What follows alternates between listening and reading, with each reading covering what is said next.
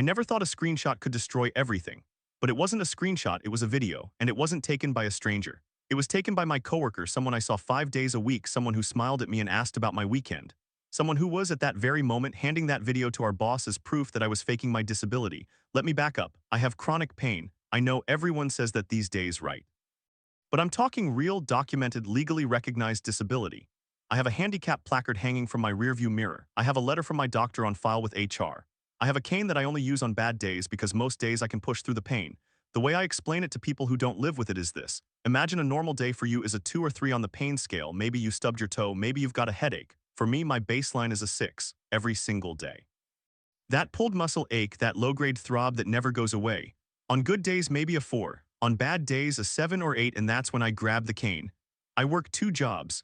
The main one is full-time, corporate, benefits, the whole deal. The second one is a part-time gig I actually love. I'm an assistant coordinator at a local nonprofit. I took it to pad my savings and because staying busy helps with my anxiety. My boss there, Amy, is great. She's supportive, flexible, never questioned my accommodations. And then there's Casey. Casey is also an assistant coordinator, same position as me. She's gunning for a promotion, everyone knows it. She's been there longer, works harder, stays later. And she was not happy when I got transferred to her location a few months ago. The reason I was moved there was that the location expanded and needed more hands. I wasn't taking anything from Casey. I told her straight up, I don't want a promotion. If I got promoted, it would be full-time and I already have a full-time job. I'm doing this for extra cash and the joy of the work. But Casey didn't believe me. She saw me as competition. And she started watching me. At first, it was little things. Comments about how I seemed fine. Oh, you're not using your cane today. Must be a good day. I'd smile and say, yeah, it's a good day. But I could feel her eyes on me every time I bent down to pick up a box or walked quickly to answer a phone. She was looking for cracks, looking for proof that I wasn't as disabled as I claimed. The day it all blew up was a Sunday. I woke up at a 7. My lower back was screaming, my hips felt like they were grinding glass. I grabbed my cane. I hate using it, it makes me feel old and weak. But sometimes you just need that extra support. I drove to work, parked in the handicap spot because hey, that's what the placard is for, and limped inside. Amy was at the front desk, asked if I was okay. I said I was fine, just a bad day. Casey was at her desk and I caught her staring at my cane. She didn't say anything. She just smiled, that tight smile she does. The shift was normal. I did my paperwork, helped a few clients, took my lunch in the back room. On my break, I went outside to get some air. I walked across the parking lot to a small bench near the bushes, sat down and stretched my legs. I took a few deep breaths. I checked my phone. I stood up, walked back inside. It took me maybe 10 minutes. Normal, boring. Later that week, Amy called me into her office. Her face was pale. She closed the door and sat down like she was about to deliver a death sentence. I need to show you something, she said. She turned her laptop screen toward me. It was a video of me from that Sunday, filmed from inside a car through the windshield, zoomed in. I'm walking across the parking lot. I'm sitting on the bench. I'm standing up and walking back. The video is shaky, but it's clearly me. And it's clearly a day I'm not using my cane because I left my cane inside when I went on break. I didn't need it for a short walk to a bench. That's how chronic pain works. Sometimes you can manage a few minutes without support. But the video doesn't show the cane. It just shows me walking, sitting, walking again. Normal. Who took this? I asked, even though I already knew. Amy sighed. Casey. She said she saw you walking without your cane outside of work hours and wanted to document it. She's claiming you're not really disabled, that you're using the placard fraudulently and faking your accommodations to get out of work. I felt like I'd been punched in the gut. I'd been working with Casey for 4 months. We weren't friends, but we were cordial. I'd told her about my condition. She'd nodded sympathetically. And all along she was waiting with her phone, stalking me in the parking lot, trying to catch me in a lie. I asked Amy what she planned to do. She said HR would have to investigate. She was sorry. She believed me, but the video existed. Casey had sent it to Amy and CC'd HR. The damage was done. I walked out of Amy's office and straight into Casey, who was standing at the water cooler. She looked at me with this cold, satisfied expression. I didn't scream. I didn't cry. I just said, you followed me. You filmed me without my consent. She shrugged. I have a right to prove you're a fraud. You're taking resources from people who really need them. I am disabled, I said, my voice shaking. I have medical records. I have a placard. You can't just decide I'm not. We'll see what HR says, she replied and turned away. That was 3 days ago. Since then, I've filed a police report about the stalking and unauthorized recording. The officer barely wrote anything down. He said it was a workplace issue, not criminal. I tried to explain that she followed me, filmed me without permission, and used it to try to get me fired. He said, ma'am, it's public parking. Anyone can film anything. I asked about the disability angle, discrimination, harassment. He said they'd look into it. I know they won't. Now I'm sitting at home waiting for HR's decision. My phone buzzes. It's an email from Casey. The subject line, evidence 2. She attached another video. This one shows me carrying groceries into my house, no cane in sight. She must have followed me home. That was when everything changed. That was when I stopped thinking I was overreacting and started being afraid. The opening segment ends here. The next part continues Casey's escalating stalking and the workplace investigation. I opened the email. My hands were shaking. The video showed me at my own house pulling into my driveway, getting out of my car, grabbing 2 bags of groceries from the trunk and walking to my front door without a cane. No limp, just a normal person on a normal Tuesday. But it wasn't a normal Tuesday. It was a day I had called in sick because my pain was at an 8. I had taken the day off. And Casey had followed me home. She knew where I lived. She had sat in her car, maybe down the street, and filmed me for God knows how long. I closed the laptop. I didn't cry. I just sat there in the dark of my living room feeling violated. This wasn't a coworker. This was a stalker, and my workplace was letting her build a case against me. The next morning I called Amy. I told her about the second video. She was quiet for a long time. Then she said, "I need you to come in. We're having a meeting with HR at 10. When I got there, Casey was already in the conference room, sitting with her arms crossed, her phone face down on the table. 2 HR reps from the main office were on speakerphone. I brought my medical file, the doctor's note, the handicap placard registration, the accommodation letter from my full-time job. I laid it all out on the table like evidence in a trial. Casey didn't bring anything. She just kept saying, "I have video proof she walks fine. She doesn't need a cane. She's lying about her pain." She said it over and over, like repeating it would make it true. I explained that chronic pain fluctuates. That on a scale of 1 to 10, my baseline is a 6, and a cane helps on days above 7, but some days I manage without. That carrying groceries for 30 seconds doesn't mean I'm not disabled. And her filming me without consent was illegal in our state. Texas has laws against video recording in places where someone has a reasonable expectation of privacy. My own driveway, that's private property. The HR reps asked Casey why she felt the need to film me. She said, because she's taking resources from people who really need them. She parks in handicapped spots. She uses a cane sometimes, but I've seen her run to catch the bus. I've seen her carry furniture into her apartment. I stared at her. "You watch me carry furniture." She didn't flinch. "I have a right to make sure the system isn't being abused." The HR rep said they would review everything and get back to us in a week. I went home and felt like I was going to throw up. That week was a nightmare. I filed a police report again, this time with the second video. The same officer took my statement. He said, "Ma'am, she's your coworker. This is a workplace dispute. If she follows you again, call 911." I asked about the stalking charges. He said, "It's hard to prove. She says she was just driving by." I told him she drove 40 minutes from her house to mine. He shrugged. I went home and cried. I also contacted a disability rights lawyer. She listened to the whole story and said, "You have a strong case for workplace harassment and disability discrimination. But the videos themselves are going to make it complicated. They look bad to a jury. You walking without a cane looks bad. Even if you explain it, the visual is powerful." She said I could sue, but it would take years and cost thousands. And Casey would likely counterclaim that I was faking. The whole thing would drag my name through the mud. I thanked her and said I'd think about it. The Friday of that week, I got an email from HR. They had concluded their investigation. The verdict: they found no evidence that I was misusing my accommodations. They acknowledged that my chronic pain is real and that Casey's actions, filming me without consent, following me, were inappropriate and unprofessional. They said they would give Casey a written warning and require her to complete a training on disability awareness. That's it. No firing, no suspension. No protection for me. She would still be in the same office, same desk, same water cooler where she could glare at me every day. I called Amy. She sounded defeated. "I fought for more," she said. "I told them she stalked you. I told them she invaded your privacy. They said they couldn't prove malicious intent." I didn't know what to say. I loved my job, but I couldn't go back there with Casey still in the building. I decided to resign. I gave 2 weeks' notice. Amy cried. She said she'd write me a glowing reference. Casey sent me a text that night. "See you around. Hope your pain gets better." I didn't respond. I blocked her number. My last day was a Thursday. I cleaned out my desk. I said goodbye to the coworkers who had hugged me and apologized for what happened. I drove home and parked in my driveway. I sat in the car for 10 minutes staring at my front door, wondering if Casey was still watching. I never found out, but I learned something. Proof doesn't have to be true, it just has to look true. And once someone sees you walking without a cane, no explanation will ever be enough. That was a few years ago. I still have the chronic pain. I still work 2 jobs. And I still check over my shoulder every time I park in a handicapped spot. But that experience taught me something about how easy it is for someone to weaponize a video. And that lesson came back to me just last month when a different kind of screenshot landed in my hands. I was 17, working the closing shift at a coffee shop. It was a Tuesday night, dead hour, maybe 8 o'clock. I was wiping down the espresso machine when my coworker Jess nudged me and nodded toward the corner booth. "Look at those 2, she whispered. "They need to get a room." I looked. A couple was tangled up in the corner, full on making out, hands in hair, legs wrapped around each other. The girl was wearing a red dress. The guy had a beard. They were loud enough that the other 2 customers were staring. Then the girl turned her head and I recognized her. It was Sam, my girlfriend's older sister. She was 24, engaged to a guy named Derek, wedding in July, and she was here in my coffee shop making out with some random bearded dude. My stomach dropped. I ducked behind the counter and told Jess I had to go to the bathroom. I stood in the stall for 5 minutes trying to figure out what to do. I didn't want to get involved. I barely knew Sam. She'd been nice to me a few times, but she wasn't my friend. And telling my girlfriend Emma would blow up the whole family, but keeping quiet felt wrong too. I came back out. The couple was gone. I cleaned their table trying to act normal, but then Sam walked back in. She must have left her purse or something. She spotted me immediately. Her face went white. She walked over and grabbed my arm. You saw nothing, she hissed. I said, I didn't see anything. She squeezed tighter. You did. I saw you. Look at us. You tell anyone, I'll make your life hell. You hear me? I nodded. She let go and walked out. 10 minutes later, my phone buzzed. Emma, hey babe, what's going on with you and my sister? She called me crying. She said you threatened her. What did you do? I stared at the screen. I hadn't threatened anyone. Sam was spinning it. Emma kept texting. She wants to meet you tonight. She said she'll come to your house if you don't come to hers. Please tell me what happened. I typed back. It's not my place to tell. Ask your sister.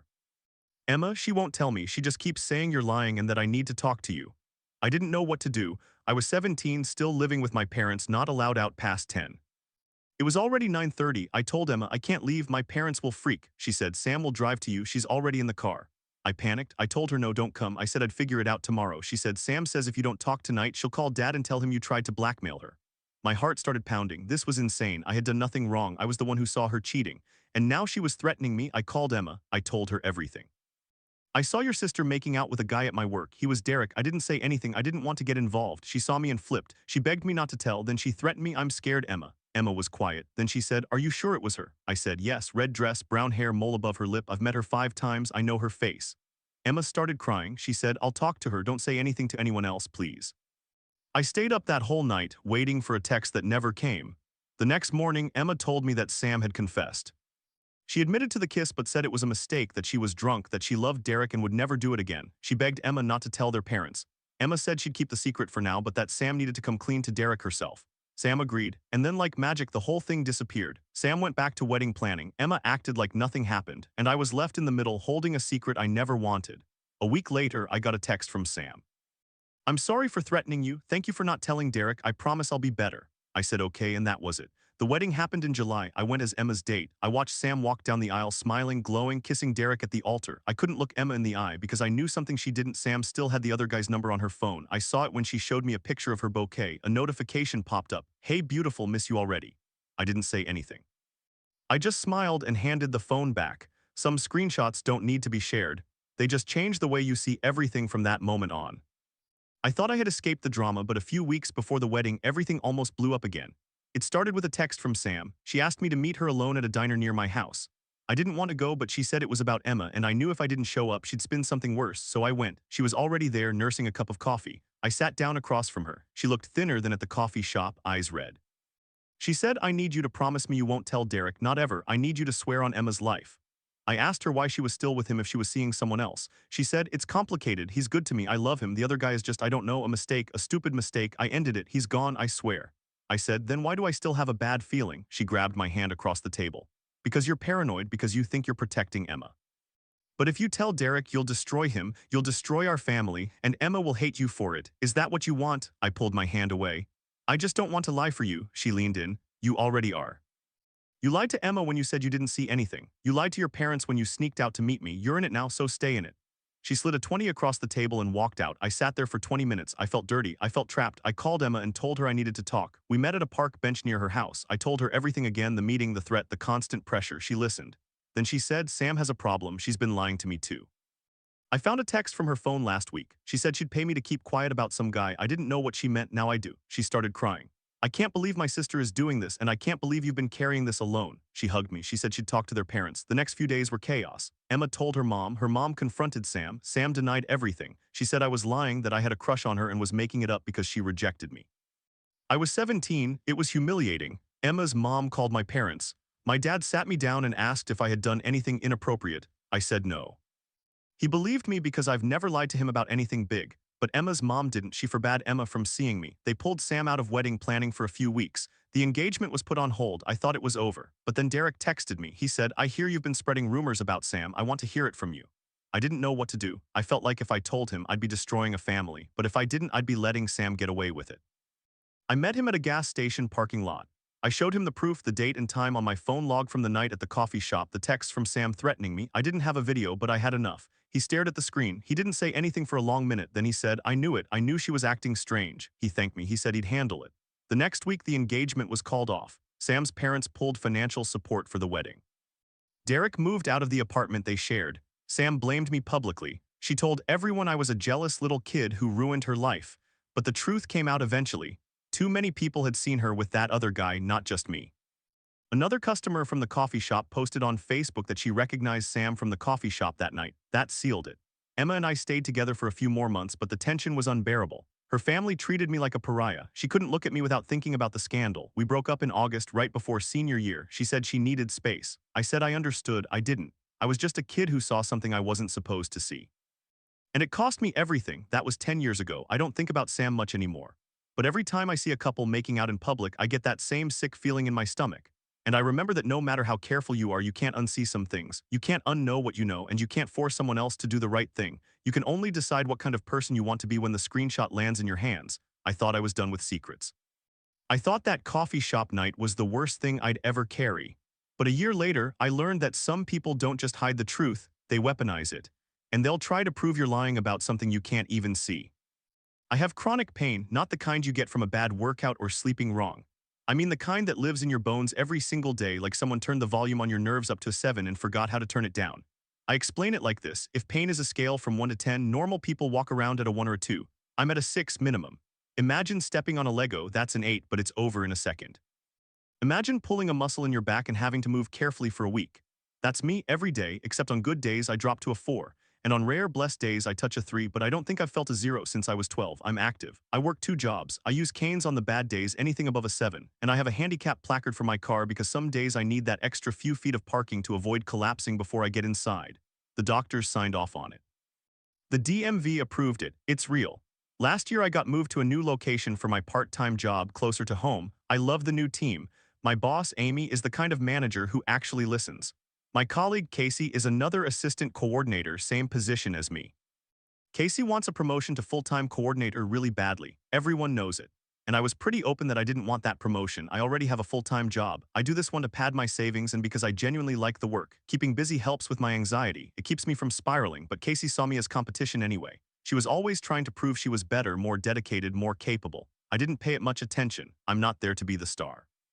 I'm there to do my job and go home. Then came Sunday. It was a bad pain day. I woke up at a solid 8. I took my medication, waited an hour, still an 8. I used my cane to get to the car. I used my placard to park close. I made it through my shift at my full-time job by sheer willpower. Then I had 4 hours before my part-time shift. I went home, took a hot bath, did some stretches, and managed to pull myself down to a 7. Barely. I took my cane into the shop because I knew I'd need it by hour 3. I clocked in. Amy saw me with the cane and asked if I needed anything. I said I was fine, just a rough day. Casey was at the register and she gave me this look, not concern, not curiosity. It was a squint like she was trying to read a receipt that wasn't clear. I ignored it. I worked my shift. I kept the cane by my station. At one point, I had to sit down for 5 minutes because the pain spiked. Amy okayed it. Casey said nothing, but she was watching. When I left that night, I saw Casey sitting in her car in the parking lot. She had her phone pointed at me. I thought she was just on Instagram or something. I got in my car and drove home. The next day, my phone blew up. Amy called me into her office. She looked uncomfortable. She said, Casey came to me this morning. She showed me a video she took of you outside the shop yesterday. She said you were using a cane in the store, but then when you walked to your car, you walked normally. She's claiming you're faking your disability to get special treatment. I felt like I'd been punched. I said, Amy, you know I have chronic pain. You've seen my paperwork. You've seen me on bad days. She nodded. I believe you, she said. But she's also sent the video to HR, and she's told a few other coworkers. There's a rumor going around that you're lying. That was when everything changed. I asked to see the video. Amy pulled it up on her phone. It was me leaving the shop carrying the cane. I had to walk maybe 30 feet to my car, but in that 30 feet the pain had mercifully dipped to a 6. Not a miracle, just a brief easing. I wasn't limping as hard. I wasn't hunched over. I was just walking. That's what Casey captured. 30 seconds of me walking like a normal person out of context without the rest of my day attached. I didn't scream. I didn't cry. I just felt this cold anger settle in my chest. I said, do you want me to show the other 23 hours of my day? The part where I can't sleep because of the pain? The part where I cried in my car before coming in? Amy said she believed me, but HR was already investigating. That night, I filed a report with HR myself. I included my medical documentation, my doctor's notes, the link to my original accommodation approval. I also filed a police report. I walked into the station and said, my coworker is stalking me and taking video of me without my consent. She's using it to harass me at work. The officer looked at me. I'm black. I'm in Texas. He asked, did she threaten you? I said, she's trying to destroy my reputation. She's spreading lies about me being a fraud. He shrugged. That's a workplace issue, not a police issue. Can't help you. I knew that was coming, I'd heard stories, but it still hurt. The next few days were hell. HR interviewed me, then Casey, then Amy. Casey doubled down. She said she had more videos. She said she'd been watching me for weeks. She had footage of me walking without a cane on a good day, footage of me carrying groceries, footage of me laughing with a coworker. She'd compiled it all into a little portfolio of proof that I'm not disabled. But here's the thing, being disabled doesn't mean you can never walk normally. It means you can't always walk normally. On a good day, I can do almost everything. On a bad day, I need help. Casey only captured the good moments. She cropped out the days I came in pale and shaking. She didn't see the times I had to excuse myself to the bathroom to cry from the pain. I started documenting everything. I downloaded a pain tracker app. I took photos of my cane, my medication, my swollen joints. I wrote down every time Casey looked at me, every whispered conversation she had with other coworkers. I felt like I was living in a surveillance state, but I was the one being watched. 2 weeks in, HR called me back. They said they had reviewed the evidence. They told me that Casey's behavior was concerning, but that she had a right to report what she believed was fraudulent use of accommodations. They said I would not face any discipline, but they also wouldn't discipline Casey. They said they would monitor the situation. I was furious. I was being gaslit by my own workplace. I went to Amy in private. She said, "I'm so sorry I fought for you, but HR is afraid of a discrimination lawsuit from Casey if they punish her. They're protecting themselves." I asked, "What about protecting me?" She didn't have an answer. 2 weeks after that, I got a text from an unknown number. It was a photo of me walking into the grocery store. No cane, good day. The caption said, "Still lying." I didn't respond. I called the police again. They said unless she threatened me directly, it was a civil matter. I knew I had to get out. I put in my notice at the part-time job. Amy cried. She said she'd still be a reference. Casey acted smug. She thought she'd won, but I didn't leave quietly. I filed a complaint with the Equal Employment Opportunity Commission. I submitted all my evidence, the videos she took, the texts from unknown numbers. I had saved the phone number and traced it to a burner app, the HR report, the police non-report.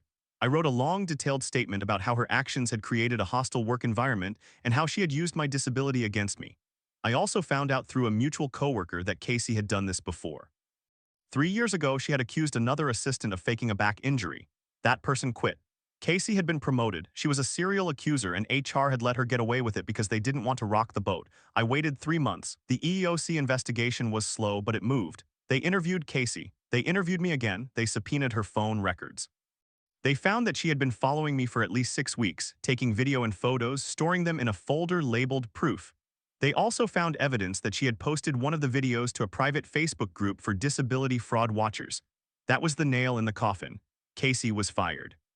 Not just from the job, but blacklisted from the company's entire network. HR released a statement saying they had terminated her for violation of company policy regarding harassment and misuse of company resources. They didn't mention me by name, but everyone knew. I got a small settlement from the company, not enough to change my life, but enough to cover the therapy I started after all of it. Because living under surveillance, being doubted every day, having to prove your own pain, it breaks something in you. I still have chronic pain, I still have canes, I still have good days and bad, but I don't work part-time anymore. I don't need the money bad enough to risk that again, and I still check my surroundings when I walk out of a store. I look for phones pointed my way. I notice people lingering in cars. I'm not paranoid. I'm just disabled in a world that thinks seeing is believing, and that what you see is always the truth. But the truth is, you can't see my pain, you can only see my best moments. And if someone films those and says I'm lying about the rest, that's not a video of me, that's a weapon, and I almost let it destroy me. I thought my situation was bad, but then I read a story from a kid that made me realize some people really have no shame. I'm still messed up from what happened at my last job. The way Casey turned me into a suspect in my own body. The way HR let it slide until the feds got involved. That whole experience left me jumpy. I started checking my mirrors when I drove. I stopped going to the same grocery store twice in a row. I know that sounds paranoid, but when somebody spends 6 weeks filming you to prove you're a liar, you stop trusting the world. But I heard another story a few weeks ago that made me remember why I keep my mouth shut sometimes. It's about a 17-year-old kid who worked at a coffee shop. He just wanted to do his job, make some cash, maybe save up for a car. He didn't ask to be a witness to a train wreck. He was working a Saturday morning shift, busy as hell. The line was out the door. He was on bar, making drinks as fast as he could. His coworker pointed out a couple in the corner who were practically eating each other's faces. The kid glanced over, recognized the woman immediately. It was his girlfriend's older sister. She was 24, engaged to a guy named Sam, supposed to get married in July. And she was full-on making out with some other dude at a coffee shop like she didn't have a care in the world. The kid didn't know what to do. He ducked behind the machine, kept his head down. He figured if he just pretended he didn't see anything, he could get through the shift and deal with it later. But then the sister and the guy left. He went out to wipe down tables, thinking the coast was clear. She came back in maybe to use the bathroom, maybe she forgot her phone. She saw him, she knew he'd seen her. She started begging him, please tell me you didn't see anything, please just say you didn't see me. He said he didn't see anything. She didn't believe him. She got this look on her face like she was already planning damage control. She told him, we aren't done, we need to talk. Then she left. He got home and his phone lit up. His girlfriend was texting him, what's going on with you and my sister? She's really upset. She said you saw something, I need you to come over. The kid was 17. He wasn't allowed to leave the house at that hour. He told his girlfriend that. She said, we'll come to you, sneak out, meet us somewhere. He said he couldn't. She kept pushing. Please just come. He froze. He didn't know what to do. He didn't want to be the one to tear apart a wedding, but he also didn't want to lie to his girlfriend. He posted online asking for advice. People told him the same thing, stay out of it, let the sister confess, don't get dragged in. But the sister had already dragged him in.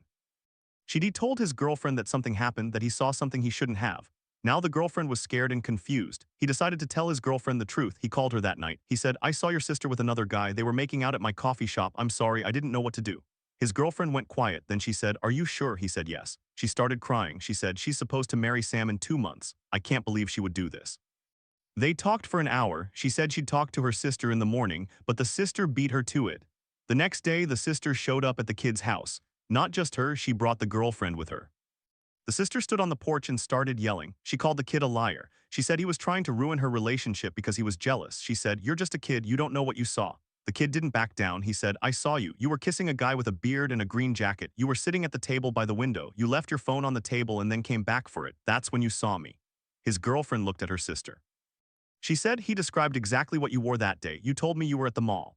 The sister went pale. She started crying. She admitted everything. She said it was a coworker from her gym. She'd been seeing him for 3 months. She said the wedding was a mistake, that she was too afraid to call it off. She begged her little sister not to tell Sam. She said, just give me time. I'll break it off with him and then I'll break up with Sam. Please don't ruin everything. But the kid's girlfriend couldn't keep that secret. She told her parents. Her parents confronted the sister. The sister denied it at first, but then the girlfriend showed them the kid's text message describing the guy. Parents made the sister confess. They called Sam. Sam was devastated. He canceled the wedding. The sister moved out of their shared apartment. The family was torn apart. The kid stayed with his girlfriend through all of it. They were still together a year later, he said, but he never forgot that day in the coffee shop. He said he learned that you can't stay out of something once you've seen it. The sister tried to control the narrative, tried to make him the bad guy.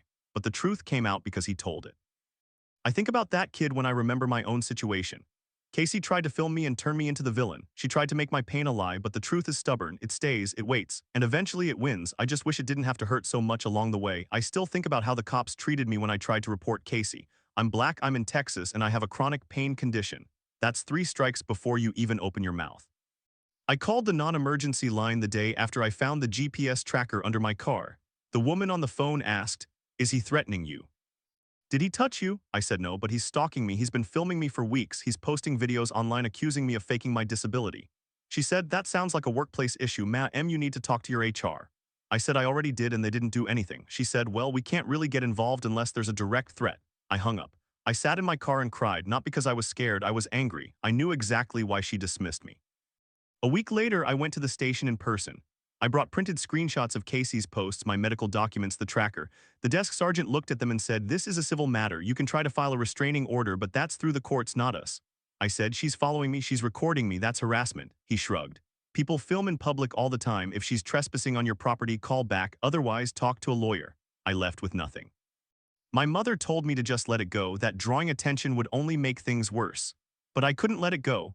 That tracker, those videos, that was proof, and nobody cared because I didn't fit their picture of a victim.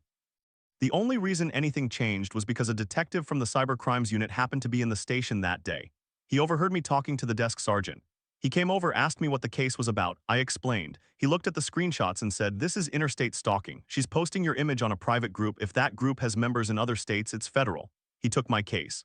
Within 2 weeks, they subpoenaed Casey's phone records. That's when they found the 6 weeks of footage, the folder labeled Proof, and the Facebook group for disability fraud watchers. That's when the company finally did something, not because they believed me, but because the cops showed up with a warrant. Casey was fired that same day. I got a text from my boss Amy around 7 p.m. She's gone. I'm so sorry this happened. Please take time off. I didn't respond. I didn't want her apology. I wanted my peace of mind back. The company offered me a settlement, 3 months' pay, and a confidentiality agreement. I took it because I was tired. I couldn't afford to fight. I still can't walk into a coffee shop without scanning faces. I still check under my car every morning. I know I'm not paranoid, I'm just a disabled black woman who had to prove her own body to a jury of strangers. And that's what I was thinking about when I read that kid's story from the coffee shop. He was 17, trying to save up for a car, working a Saturday morning shift. The line was out the door.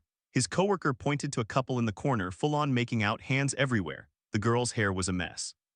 The guy had a beard and a green jacket. The kid recognized her immediately. It was his girlfriend's older sister. She was 24, engaged to a guy named Sam, wedding set for July. The kid ducked behind the espresso machine. He kept his back turned. He thought, if I don't look, if I don't acknowledge it, it didn't happen. But then they left and he had to go wipe down tables. He was bent over, spraying cleaner when the sister walked back in. She'd forgotten her phone. She saw him. Her face went white. She grabbed his arm and whispered, "You didn't see anything, please, you didn't." He said, "I didn't see you." She didn't believe him. She said, "We're going to talk, I'll find you." Then she left. That night his girlfriend texted, "What's going on with you and my sister? She's hysterical, you need to come over." The kid said he couldn't leave the house. His girlfriend said, "We'll come to you, sneak out, meet us at the park." He said no. She kept pushing, "Please just tell me what happened." So he told her over the phone. He said, "I saw your sister kissing some guy at my work, a bearded guy in a green jacket. They were all over each other." There was silence. Then his girlfriend started crying. "She told me she was at the mall, she bought me a bracelet." He said, "I'm sorry, I didn't want to be the one to say it." The girlfriend didn't talk to him for 2 days. She was trying to figure out what to believe. Her sister had always been the favorite, the pretty one, the one who could do no wrong. But the kid had described the guy's jacket, the spot by the window, the way she left her phone, details only someone who saw it would know. On the third day, the girlfriend's mother called the kid. She said, "My daughter told me what you saw. I need you to be honest with me." He repeated everything. She said, "Thank you." Then she asked the sister to come over. The sister admitted it, but only after her mother cornered her with the kid's description. She said it was a mistake, that she was going to call off the wedding anyway, that she just needed time. The mother made her call Sam that night. I can't imagine that phone call. Sam showed up at the house an hour later, crying, yelling. The sister tried to blame the kid. "He's lying, he's just a jealous teenager." But the mother said, "He described what she was wearing, he described the man's jacket." "You told me you were at the mall, he has no reason to lie."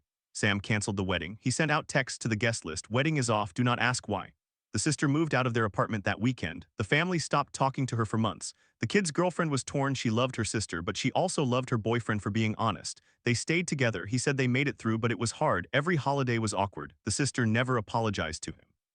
I think about that kid a lot. He didn't ask to be in that position. He just wanted to make lattes and save for a car. But he saw something and he told the truth, and it blew up his girlfriend's family. Even though he did the right thing, I bet he still checks the corner table every time he works a Saturday shift. I bet he still wonders if there was a way to avoid the whole mess. There is. Once you see it, you can't unsee it. And once you tell it, you can't take it back. That's what I learned from Casey too. She tried to bury me in footage. She tried to make my pain a lie, but the truth sits there, stubborn as a bone, until someone finds it. But I'm not the only one with that kind of story. There's another one from a kid who worked at a coffee shop.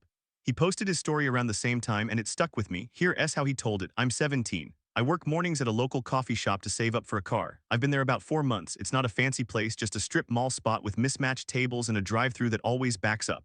I know everyone's order by now. The woman who gets a caramel macchiato with oat milk and no foam. The guy who always asks for extra cinnamon on his latte. The college kids who split a muffin and camp out for 3 hours. That Saturday morning was brutal. We were slammed.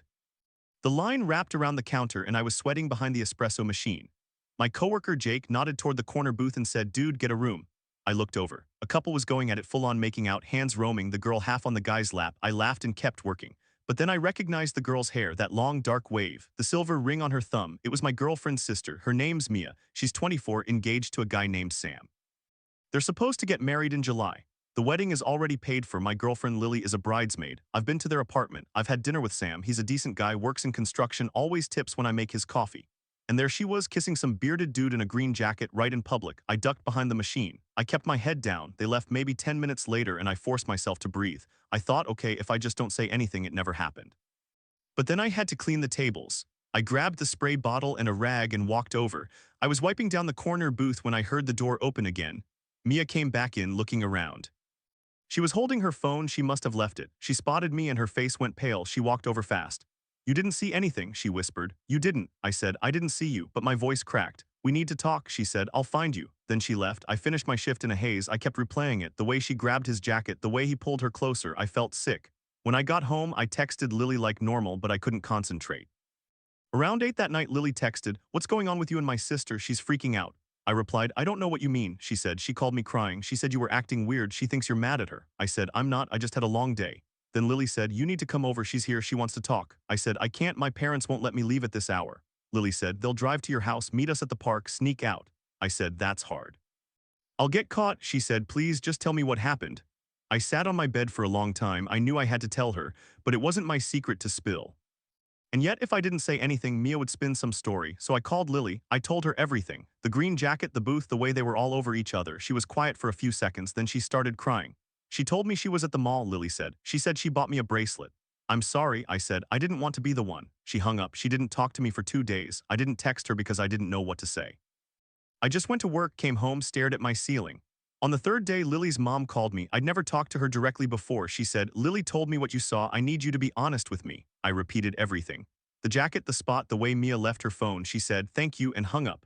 I found out later that Mrs. Chen called Mia over that night. She confronted her with what I'd said. Mia tried to deny it at first, but her mom had the details, the jacket, the booth, the exact time. Mia finally broke down. She said it was a mistake, that she was planning to call off the wedding anyway, that she just needed time. Mrs. Chen made her call Sam right there. Sam showed up 30 minutes later. I heard he was crying, he screamed. Mia told him I was lying, that I was a jealous teenager who had a crush on her, but Mrs. Chen backed me up. She said, "He described what she was wearing, he described the man's jacket, you told me you were at the mall, he has no reason to lie." Sam canceled the wedding. He sent out a mass text, "Wedding is off, do not ask why." Mia moved out of their apartment that weekend. She stayed with a friend. Lily and her family didn't talk to her for months. Lily and I stayed together, but it was hard. Every holiday felt like walking through a minefield. Mia never apologized to me. She still acts like I ruined her life, but I didn't ruin anything. I just saw what she did. And the truth is heavier than any secret. I still check the corner booth every Saturday. I still scan for green jackets. I'm 17 and I've learned that doing the right thing can cost you your peace. But I couldn't live with the lie either, so you choose your burden. I chose the truth and I'm still carrying it. I thought I was done with people who think they know my body better than I do. But then Casey started watching me. Not in a creepy staring way, she was smarter than that. She said she was just being thorough. She said that since we shared the same title, she wanted to make sure the workload was fair. I believed her at first. That was my mistake. I'm 34. I've got a full-time job in IT and a part-time gig as an assistant coordinator at a small nonprofit. The nonprofit is close to my house, which is good because I have chronic pain that fluctuates day to day. Some days I'm at a 4 on the pain scale, walking fine, just a little stiff. Other days I'm at a 7 and I need my cane. I have a handicap placard. I have accommodations on file. My boss Amy knows the deal and never questions it. Casey was hired 6 months after me. She's ambitious. She wants Amy's job eventually and she sees me as an obstacle even though I've told her 100 times I don't want it. I'm part-time by choice. I like the extra money, but I don't need the promotion. She didn't believe me. It started with little comments. "You're limping today. Must be hard." Then she'd watch me walk to my car. Then she started asking weird questions about my doctors. Then one morning I came into work and found a sticky note on my desk. "You parked in handicap yesterday. I saw you get out fine." I ignored it, passive-aggressive garbage. But that weekend I had a bad flare-up. I woke up at a solid 8. I could barely get out of bed. I took my cane, drove to the store to pick up a prescription, and parked in a handicapped spot because I had to. I used my placard. It's legal. It's mine. On Monday, Amy called me into her office. She looked uncomfortable. She said, "Someone filed a formal complaint against you. They say you're using the handicap placard fraudulently." I asked who. She said, "Casey." I felt my stomach drop. Amy said she submitted a video. She said she filmed you walking into a store last Sunday and you weren't using a cane. I asked to see the video. Amy played it on her laptop. It was me at the drugstore, a grainy clip from across the parking lot. I had my cane in my left hand, but I was swinging it, not leaning on it because I felt a little better after sitting in the car for 10 minutes. Casey had filmed me from inside her car. She followed me there. She waited. I didn't scream. I just sat there. I said, "Amy, I have a condition. It fluctuates. Sometimes I need the cane, sometimes I don't. But I always need the placard because my pain spikes without warning." Amy nodded. She said she believed me, but the complaint had to go through HR, and because Casey had video, they had to investigate. That investigation took 3 weeks. I had to submit medical records, doctor's notes, my accommodation paperwork. I had to have my primary care physician write a letter explaining that chronic pain doesn't follow a straight line. I felt like I was on trial for being disabled the wrong way. Casey didn't stop. She started following me more. She took videos of me walking into my apartment, carrying groceries, laughing with a neighbor. She compiled them and sent them to HR with timestamps. She wrote in her report that I was clearly capable of walking without assistance and that I was taking advantage of the system. I finally called a lawyer. He told me to document everything, save every email, and file a counter-complaint for harassment and ableism. I did. I also started parking farther away to avoid her. But she found me. She waited for me outside the office one evening and said, "You know I'm just looking out for the team, right? You can do the job without special treatment, you should." I said, I'm not getting special treatment, I have a legal accommodation. She said, but I saw you carry a case of water to your car yesterday, that's not pain. I said, you don't know what my pain feels like. She said, I know what a liar looks like. That night I cried in my car, not because I was sad, because I was so angry. I kept replaying the footage she took, the way she hid, the way she zoomed in, the way she thought she was a detective. And I realized she wasn't just trying to get me fired. She was trying to prove that my disability was a choice, a performance. She wanted everyone to see that I was faking it. The HR investigation ended in my favor. They concluded that I had valid documentation and that Casey's videos did not constitute proof of fraud. They also stated that Casey's conduct was concerning and that she would be required to attend sensitivity training. Casey was furious. She filed a grievance. She told the whole office I was a cheater and a liar. I didn't quit. I showed up every day. I brought my cane even on good days. I made sure Casey saw me, and I kept copies of every video she sent. Because if she ever tried again, I would have receipts. I'm still there. Casey is still there too, sitting 3 desks away. She doesn't talk to me anymore, she just stares. And I stare back because I'm not going to disappear. I'm not going to shrink. My pain is real, my disability is real, and no video can change that.